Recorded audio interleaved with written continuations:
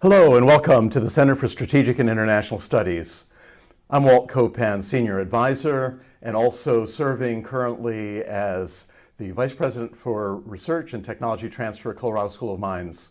I'm delighted to introduce today Dr. Gillian Fenton, who is founder and Executive Director of LST Strategies, a law practice that's dedicated to life science transactions. Today, we'll be considering with Gillian the impact of the Bayh-Dole Act on U.S. innovation and competitiveness. For the prior 8 years, Gillian was GSK Vaccine Special Counsel for Innovation and Government Collaborations. She supported a wide variety of business development transactions while at GSK, as well as working on R&D collaborations and U.S. government contracting. She's also been a member of the Licensing Executive Society since 1992 and served as that society's president in 2021 and 2020. So Gillian, welcome, and we're delighted to have you here with us today to talk about the Bayh-Dole Act. So begin by just sharing with us more about what the Bayh-Dole Act does and how it's impacted biotech and innovation over the past 4 decades. Well, sure thing, and thank you very much, Walt. I guess at the beginning I should quickly say that my views today are not those of my former employer, GSK. They are solely my own opinion. Nonetheless, my work with GSK did lead me to spend a great deal of time and attention at the interface between government and university and industry transactions, and that, of course, is the space where Bayh-Dole is an extremely relevant law and touches just about all of the university and academia collaborations and licenses that I was involved with. So. Terrific. Tell us more about the Bayh-Dole Act itself and how you've seen that it has contributed more broadly to innovation in the United States. So the Bayh-Dole Act was enacted into law in 1980, and fortunately or coincidentally, that happened to be the year of, or the first big year of inception of the U.S. biotechnology industry, which I do firmly believe would not have existed without the Bayh-Dole Act. Now, why is that? The Bayh-Dole Act empowered governments and universities to enter into, or the U.S. government and universities to enter into licenses in a decentralized manner for inventions, patent rights that arose from the use of government funding or from the activities of government employed scientists, and enabled those amazing research fruits to be shared with the private sector and ultimately developed into the products and services that we know today that are all around us. More than half of new drugs that are coming online for future commercialization are now biologics, and I do believe that would not have happened if we hadn't had Bayh-Dole stimulating inventive activity in this area.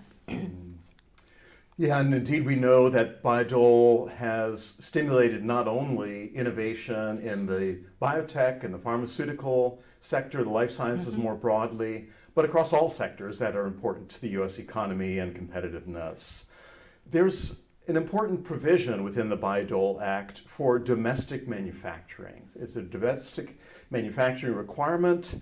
And tell us more about what domestic manufacturing means in the context of Bayh-Dole. Yeah, absolutely, absolutely. So the Bayh-Dole Act is an act that reflects a very significant and very effective public policy position to stimulate U.S. manufacturing. Now, at the time that Bayh-Dole was passed, manufacturing was kind of the acme of well-paid, knowledge-intensive jobs in the U.S. But over time, as we transitioned into the knowledge economy, there are many other types of jobs that have the same favorable profile. Yet Bayh-Dole still, and here I'm thinking in terms of R&D jobs, and in other positions along both the supply chain and the distribution chain for innovative products. Yet Bayh-Dole has not been updated since 1980, so manufacturing jobs are the main policy driver behind its incentives. Now, what Bayh-Dole says about manufacturing is that if a patent right has been developed through the use of either government funding or the involvement of a government-employed scientist, then a right attaches or an obligation attaches to that product for its entire lifetime, that it should be manufactured substantially in the United States. The difficult thing about this, when I started to dive into trying to understand it and its application to some of our more modern, complex biopharmaceutical products, is that the Act kind of treats manufacturing as a black box. As starting materials go into a factory, think factory icon right here, something happens, and then a product comes out. And unfortunately, that's kind of a simplistic treatment to a very complex product. When you're really looking at a multi-component biologic product, it may require many or at least several different manufacturing centers of excellence to collaborate with each other. Some of those may be based in the United States, some of those may be abroad. A number of those major manufacturing sites may cost hundreds of millions of dollars and multiple years to develop. Let's say, 4 or 5 years if you're starting from a greenfield site. And you also have to include the need to train the workforce to carry out very sophisticated, exacting manufacturing steps. And trying to fit that level of complexity into the Act's requirements in one country, the United States, is extraordinarily difficult in our modern, globally interconnected world. It would be great if the Act would permit friendshoring, if you will, which I think would still be strategically valuable to the U.S. and maybe a little bit more realistic, maybe at least as a transition to completely reshoring.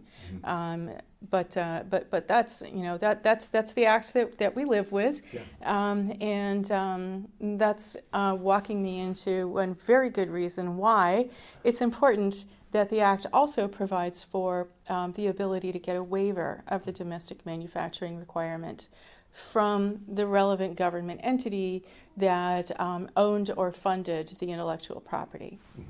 No, thank you. That's really important. But if someone is thinking about what does substantially manufactured in the United States mean, is there a practical way of defining that?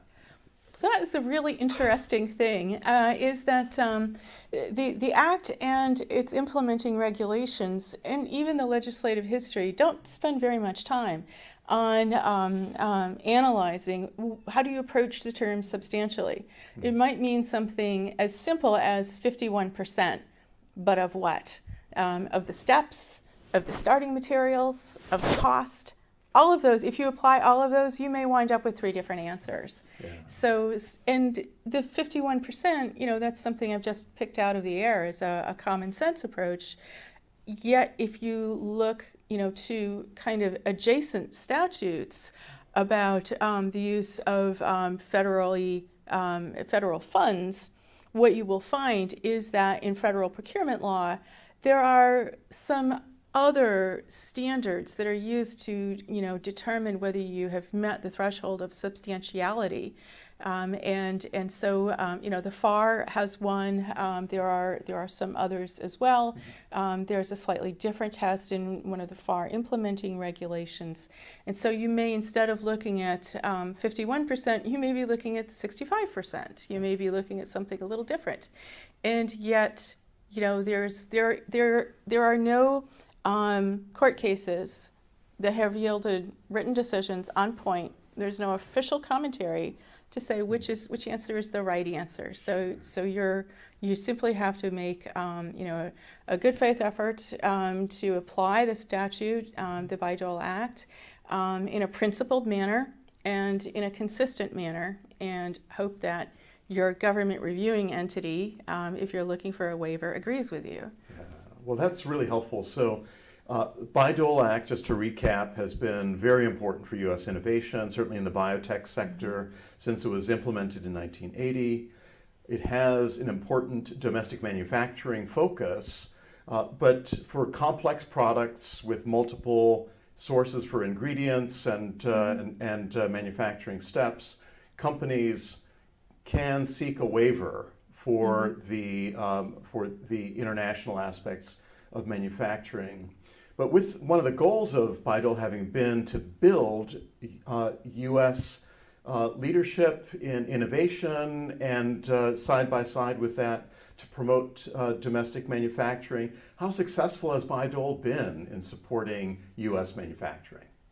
Well, here we don't have any what I would think of as direct evidence in the form of like questionnaires or examples of, for example, where a waiver has been denied. We know that waivers may be granted. We know that some U.S. government entities are more responsive to licensees or contractors who seek waivers than others.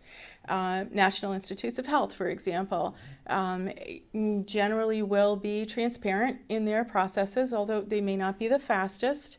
Their reviewing times for waivers may range from approximately 3 months to approximately 15 months. However, there are some other components of the U.S. government that are less responsive, and there have been anecdotal instances that I believe Autumn has collected, Autumn, the Association of University Technology Managers, where applicants for waivers have never even received a reply. So, what do you do there? You attempted to comply with the statute. There are penalties for not complying with the statute, and yet there's no response from the relevant government entity. So this is a bit of a conundrum where there's no reply, but clearly from your experience, there's been at least a range of responses where there needs to be a waiver issued. The U.S. government has, of course, been emphasizing the importance of U.S. manufacturing, technology, focused, and also looking at supply chain security. Could the Bayh-Dole Act be better leveraged, perhaps, to help meet these goals? Yes, I believe that it could, if it had a little bit more flexibility to it. In some of the conversations I've had with some of my contacts in the Public Health Service, there was surprise, I think, even within the government, that when we entered into treaties such as the former NAFTA, now the U.S., Canada, Mexico Accord, there was no accommodation made in Bayh-Dole to privilege our treaty partners, even though they're extremely close and high volume trading partners with good advanced manufacturing capabilities as well. So it seems a little bit to me that there's a lost opportunity for laws like Bayh-Dole to play a significant role in U.S. diplomacy. So yes, of course, Bayh-Dole is intended, and it has created a significant, very vibrant domestic innovation-driven biopharmaceutical industry. But with the best will in the world, we are not an island. So it would be very good to consider, maybe for the future, expanding the application of Bayh-Dole to allow the U.S. to draw its friends closer. That's a great point. And we know that a number of nations have also implemented their own version of the Bayh-Dole Act to take advantage of many of these capabilities that we have to drive innovation in the United States. Has there been significant job creation in the domestic biotech and pharma sectors as a result of what the Bayh-Dole Act has delivered? Absolutely. By some studies have found that as many as 13,000 new jobs have. I'm not sure about the period of years that covers, but in recent years have been attributed to the Bayh-Dole Act. And of course, huge number of startup companies, some of which have matured to becoming significant domestic biotechnology industry leaders that we know about today. So absolutely. And as we think about startup companies and how they're formed, how investment is provided for their growth, what's the role of intellectual property in startups and for the biotech and pharmaceutical industry itself? What does it mean for startups and for their investors? Well, patent rights are often the first most valuable assets that a newly formed biotech company may have. They may have a little bit of cash, but far more value existing in their intellectual property rights. So in order to attract further investment and enable them to grow, that intellectual asset, intellectual capital that they have really needs to be the driver of further investment. And it's well known in the venture capital community that that's exactly what having good, strong patent rights does. So a strong and stable intellectual property law and protection regime is essential to developing and fostering an innovation-based industry such as biopharma, but the same is also true in other areas such as high tech, and we've seen the same in chips and materials and solar cells, for example, development and so on and so forth. So what would happen if the company did not, through its university licensor, receive clear intellectual property rights? What would be the response of an investor? Well, and you see this, a lack of clarity in intellectual property rights coming up now, with some certain controversy being created over proposed rulemaking or proposed guidance, I should say, for the Bayh-Dole Act's merchant rights, because anything that looks like it is an increased probability that a government may exercise or a government entity may exercise its merchant rights makes the stability of a license agreement less certain, and therefore less attractive to investors who may be putting in millions to hundreds of millions, high hundreds of millions of dollars into some of these new cutting-edge startup companies. So if it is unclear with respect to a government entity stepping in, what would happen to the investment itself? Would investors just simply not go there? Well, you're already seeing some of that investment is in some cases being diverted away from some technology areas into other types of investment, other types of business ventures. So walking away from some fields such as advanced medical diagnostics, for which recent Supreme Court decisions, I should say over the last 10, 12 years or so, have really discouraged patent rights. And as those patent rights have become invalidated or their valid scope has been narrowed down significantly, you've absolutely seen that investment companies have walked away and certain diagnostics companies have actually folded, including some right here in the Metro DC area. I would like to back up a little bit, though, and explain that the Bayh-Dole Act has a provision that allows government entities, the funding entity within the government, to march in on a license only in 4 limited circumstances. One is that the licensee has not achieved and is unlikely to achieve practical application of the licensed intellectual property.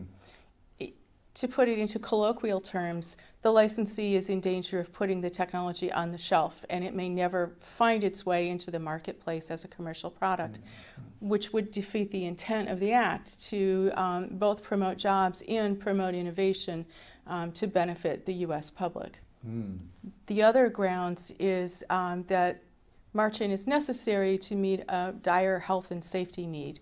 The third is that march-in is necessary because the licensee is not utilizing or making available the patent technology in order to meet a U.S. Federal regulatory requirement. So here think things in terms of like, I think of road safety standards, for example, automobile safety standards, but there are many other possible applications. And then the fourth basis, of course, is failure to comply with the domestic manufacture requirement. So there's the stick that ties back to domestic manufacture. No, that's great insight, and it's clear that having checks and balances is an essential part of the Bayh-Dole Act, and ensuring that the licensee of a technology that arose from federal funding actually is diligent in moving it forward in the public interest. So it sounds like we're in an era where there have been questions or perhaps challenges to the Bayh-Dole Act itself and its structure. How would you characterize the current situation, and what are intellectual property owners doing in the current environment? Well, it's actually quite interesting because out of those 4 grounds for march-in that I just listed, only the first 2, failure to achieve practical application and necessity to address health and safety needs, have been implicated in challenges to Bayh-Dole. And when I say challenges, I don't really mean an initiative that the act is not valid. Sure. I mean that third parties have brought petitions for march-in rights to be exercised, only under those first 2 out of 4. So in the case of those first 2, all of the challenges have been brought against the National Institutes of Health to seek exercise of march-in on the basis of a drug being unaccessible, and not necessarily that it's unaccessible for failure to be manufactured in sufficient quantity, but in terms of its price, its affordability. And here the NIH has, going back to the original petition filed in the late 90s for an AIDS drug and up until the most recent petition at the end of 2023 for a prostate cancer drug, all have been denied. Because the market has shown, market data is available to show that each of those drugs is available to the public on the market and subject to insurance reimbursement. So there was no showing that reached the threshold of necessity that the Bayh-Dole Act calls out to support march-in. And in addition, pricing was never intended to be a basis for asserting lack of availability under the Bayh-Dole Act. The Act and its implementing regulations are completely devoid of any guidance for a government decision maker deciding a petition on the basis of pricing. What are the standards that should apply? So far the only available evidence that has been utilized is to look at the market, and the market has indicated that there is in fact a viable market for each of the drugs that has been the subject of a march-in petition, and so therefore they've been denied. But you notice march-in has never been raised for the failure to comply with the domestic manufacture requirement, which again creates an area where it's uncertain whether that will now or in the future be raised as a reason for seeking march-in, and what that pathway would look like.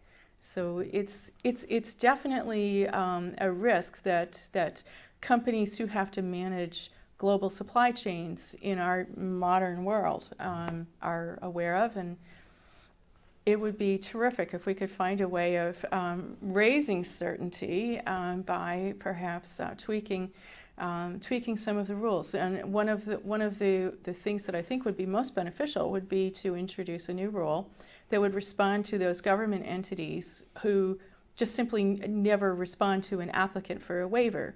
by specifying that after a reasonable grace period, let's say 6 months, a waiver would be deemed granted by lack of a response. And this is exactly the way that we grant export licenses for new patent applications. If no waiver of the export license requirement has been received, then after 6 months, it's deemed to have been approved for foreign filing, and that's how we actually get a lot of our US-based patent rights turned into families of international patent rights around the world, covering all of the available markets of interest.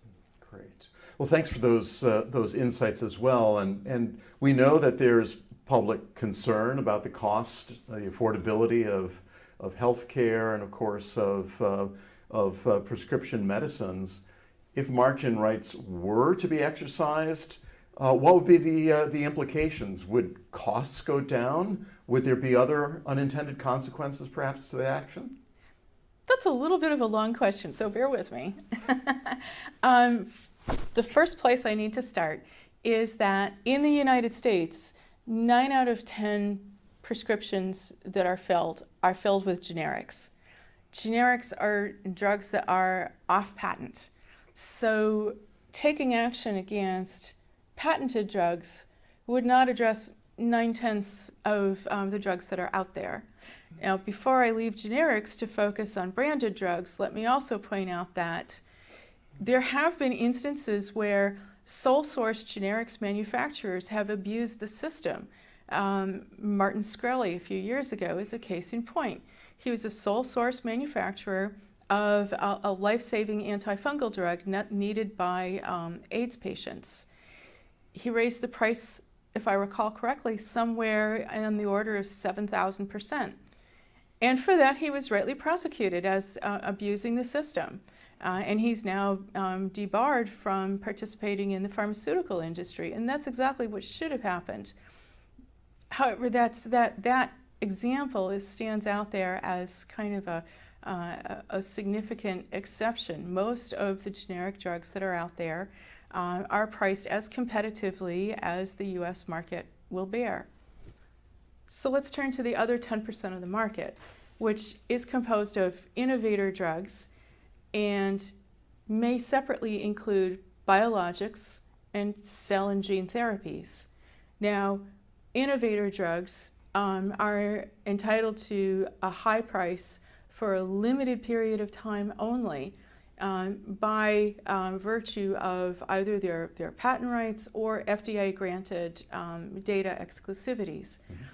This limited period of time for premium pricing allows the innovator to recoup its enormous cost in developing the drug from the original innovation all the way through to FDA approval. That's a process that can take 10 years or more, and it can require up to about $2 billion of investment. That's a huge amount of investment to be paid back.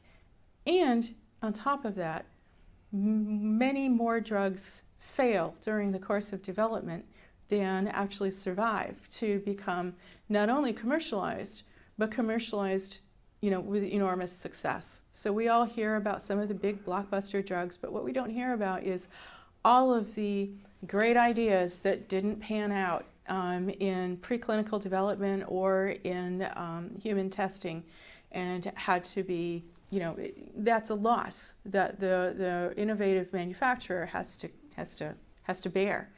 And so the short period for premium pricing allows the manufacturer to have a viable business and survive. Now, when we look at certain biologics and certain cell and gene therapies, the prices can be, looking at this from a classical small molecule pricing point of view, some of these prices can be very high. But the value of those drugs may also be extremely high in terms of increased patient survival, increased quality of life, decreased side effects, a much more fine-tuned and sophisticated way of intervening in human biology to provide a benefit for the patient, up to and including in the case of certain cell and gene therapies, a single treatment can be curative. And therefore now you're talking about the ability to avert a lifetime of distressing, painful, distracting, and incredibly expensive medical care. So we have to bear those trade-offs in mind when we're considering drug pricing. Well, thanks so much for those insights, Gillian. And as we've been speaking here today, we've been looking at the various aspects of U.S. innovation, how it's been stimulated by the Bayh-Dole Act, the new business creation that has come from the intellectual properties arising from federally funded research. We've spoken about the checks and balances within the Bayh-Dole Act, as well as the important focus that it provides on domestic manufacturing, but also while providing greater flexibilities where a waiver is required based on the realities of the marketplace and its supply chains. Here at the Renewing American Innovation Project at CSIS, we look at these broader implications of innovation, of intellectual property and standards, also on national security. And as we're coming toward the end of our time together here, Gillian, what are your perspectives on the implications of Bayh-Dole and its impacts on U.S. national security? The positive aspects of Bayh-Dole are incredibly positively impactful. We've just talked about the fact that there's at least one entire industry, the biopharmaceutical industry, that arose on the basis of the Bayh-Dole Act. Many other university and government invented patent rights have underpinned advances, very significant advances in a whole range of fields, from agriculture to perovskite chips. I can't acknowledge enough the significant contribution that the Bayh-Dole Act has made to U.S. leadership in these fields, and leadership is also an important component of our security. We certainly would not be in a better world if we destroy the value of the Bayh-Dole Act by disturbing the stability of licenses of government and university intellectual property, such that those innovations don't happen in the United States, or they get offshored to countries that perceive themselves in competition with the United States rather than in co-opetition with us. So Bayh-Dole is an important consideration when you're approaching global supply chains. It could be made even more flexible and beneficial as a tool of U.S. diplomacy if there were the will to do that, and maybe one day there will. But right now, it's important to take the best of the act as we find it in terms of promoting innovation, and work diligently with our government and possibly our legislative partners to try to enhance its value by addressing some of the shortcomings that have come up, such as simplistic approach to manufacturing, the need to shore up the system for securing waivers, and also, quite frankly, I know this will be controversial, the need to think in a more sophisticated manner about how do we address the societal problem of high drug pricing in a way that does not have an adverse impact on our innovation engine here in the United States. Well, that's very well said, Gillian, and thank you so much for joining with us today at CSIS. The Renewing American Innovation Project is delighted to have you as our collaborator here and in sharing your thoughts. The Bayh-Dole Act indeed has been a central pillar of U.S. innovation over the last 40 plus years, and we look forward to it continuing to be support for ongoing U.S. innovation, industrial competitiveness, and contributing on an ongoing basis as well to U.S. national security. Again, thank you for joining with us. Gillian, Fenton, thank you for sharing, and we look forward to our ongoing series with the Center for Strategic and International Studies as we look at the role of innovation, intellectual property, and standards on U.S. national security.